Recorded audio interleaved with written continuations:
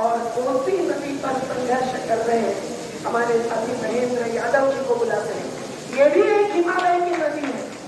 ये सप्त कोसी के रूप में 7 नदियों को लेकर आते हैं और वहां जब 35 लाख लोग मृतदेह खींचे जा रहे थे, हम सब लोग वहां थे।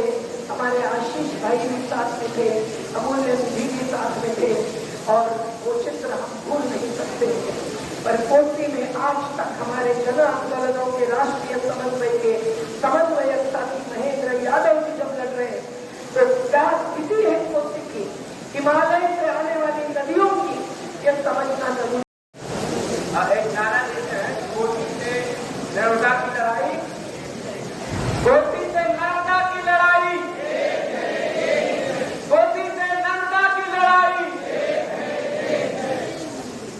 नर्मदा बचाओ आंदोलन के 38 साल पूरा होने पर संघर्ष कर रहे साथियों को हम नमन और सलाम करते हैं और उनके आंदोलन के साथ खड़े देश के जन आंदोलन के साथी अधिवक्ता विद्वान लोग जो मंच पे मौजूद है उनको भी नमन करते हैं।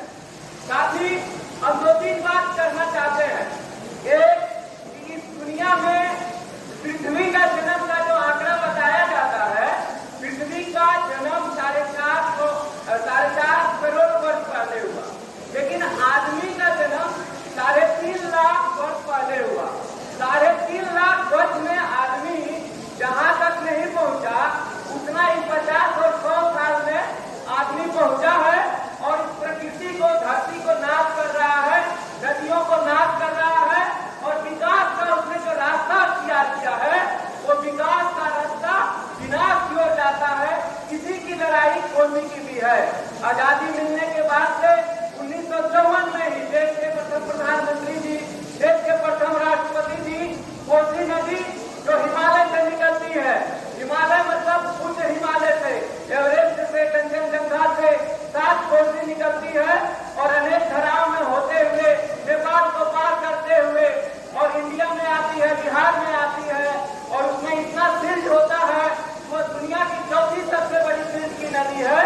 और जब वो नदी यहाँ आती थी तो बिहार में 200 किलोमीटर में घूम घूम के बहती थी।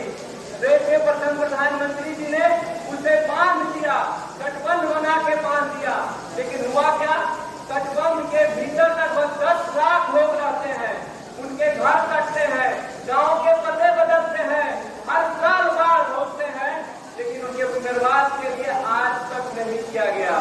1965 में परियोजना पूरी हुई और 2023 में आज तक पूरा नहीं हुआ गया।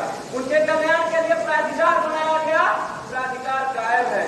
इतना ही नहीं है, कोसी जो मेधा टाइगर रहती, कोसी तटबंध टूटता है, कभी कभी 8 बार टूटा है। 2008 में जो टूटा था 35 लाख से अधिक लोग प्रभावित हुए थे। सरकार के आंकड़े हैं, सरकारी आंकड़ा में 4000 लोग नदी की धारा में बढ़ गए थे, मर गए थे, सरकारी आंकड़ा है। और उसके बाद से 2,36,632 लोगों के घर कंप्लीटली नदी में समा गए थे। इतनी बड़ी बड़ी त्रासदियां आती हैं, लेकिन विकास के नाम पर जो तटबंध खड़ा किया गया है उस पर सरकार पुनर्विचार नहीं करती है।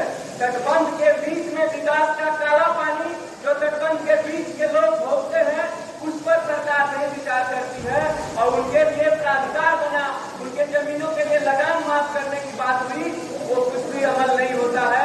हम लोग उनके मूलभूत अधिकारों को लेके, इन बुनियादी अधिकारों के लिए लड़ रहे हैं। और मैं ये बात कहना चाहूंगा कि नर्मदा बचाओ आंदोलन जिसकी कुछ पुनर्वास और कुछ उपलब्धि यहाँ जो मिली हुई भूखंड नहीं है, आपको मुआवजा नहीं है। देश में जहाँ भी आंदोलन होता है आपकी ऊर्जा और प्रेरणा वहाँ पहुँचती है और वहाँ के लोग लड़ते हैं, इसलिए उनकी तरफ से आप लोग को फिर से सलाम करते हैं। और जो नदी पर कानून आ रहा है उसके साथ एकजुटता का ऐलान करते हुए अपनी बातों को समाप्त करते हैं। धन्यवाद।